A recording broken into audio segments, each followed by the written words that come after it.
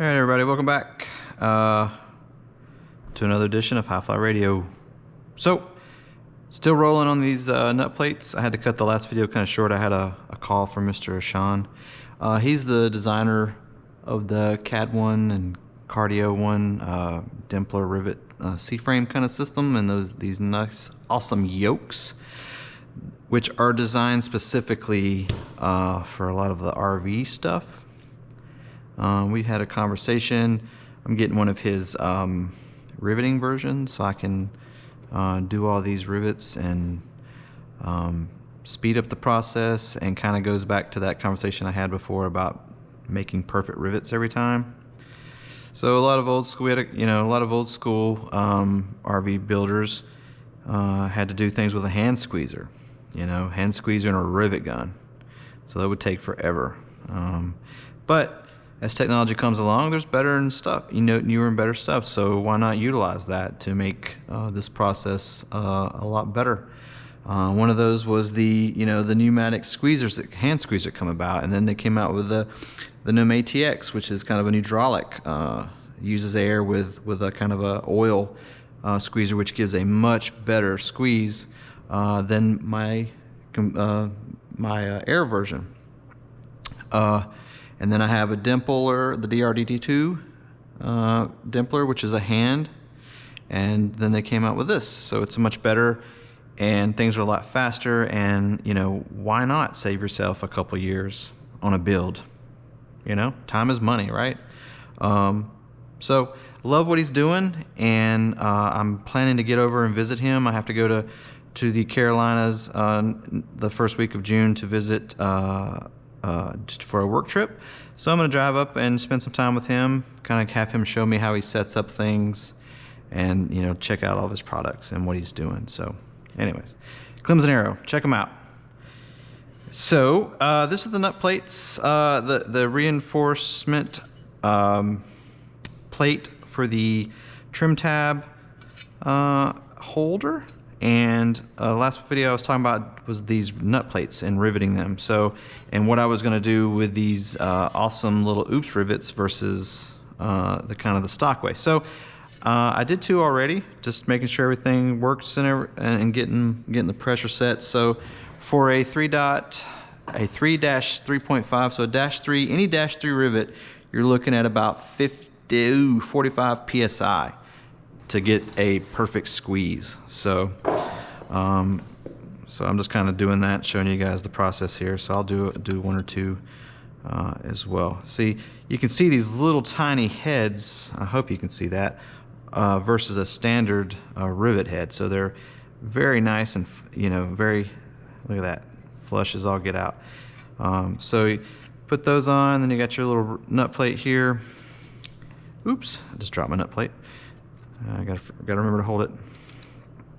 So hold the nut plate, and then you take your little pneumatic. I use the C-frame for a lot of stuff, so you can kind of see there. And I'm gonna actually flip this over, I think. Yeah, because I've got one side of my. Let me just flip this over, make it life easy. So I got one side of my. I'm dumb thumbing it, there we go. So I've got one side of my flush rivet grinded down so I can get close to the edge of the nut plate without damaging it. So there you go, you just kind of put it on there. Ooh, and you squeeze. And I dropped a rivet, so I'll have to find that. And then bam, and then I check it. It's actually a little under squeezed. Yep, a little under squeezed there. So let me get this one on, and then I'll go back and squeeze that one as well. So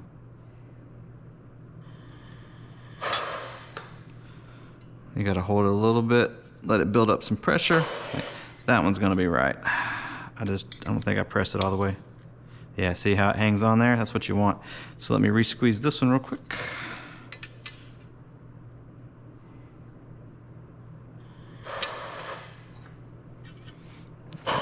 Get it right in the center too. There we go. And you check it. Yeah, see, this one's a little bit harder, but it's, yeah, it's still good.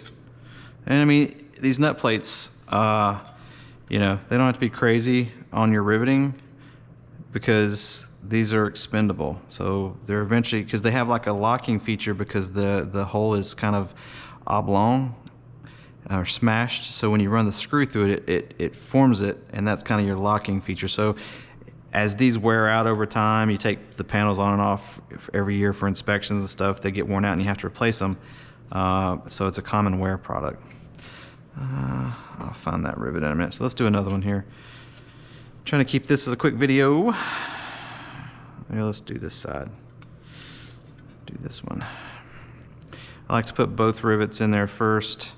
That way I can get, you know, get things lined up. I could use a Cleco on one side and just move it back and forth, but you know, no point at this stage in the game for getting that out. So the biggest thing is just getting it flush. I have to increase my pressure a little bit. That looks a little under squeezed, but my eye's not calibrated. Yeah, a little under squeezed. Let's crank it up just a hair. There we go. See if that'll add about 5 psi to it.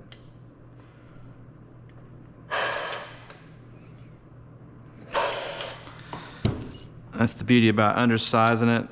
There you go. Yeah, that's good. Undersizing it, you can always squeeze it again versus over, then you're just stuck with it. I'm gonna flip these.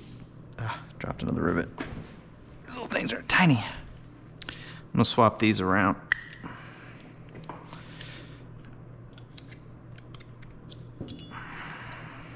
But you guys get the gist of it. So I'm gonna finish these. I don't wanna bore you guys with the same repetitive stuff. Just wanted to show you how you install some nut plates. So on that note, you guys have a good one. And I'm gonna, gosh, that's a long video too. Don't forget to subscribe, thumbs up, thumbs down. Any questions, comments, complaints, thoughts, just add them to the comments. I'll get back to them. Cheers.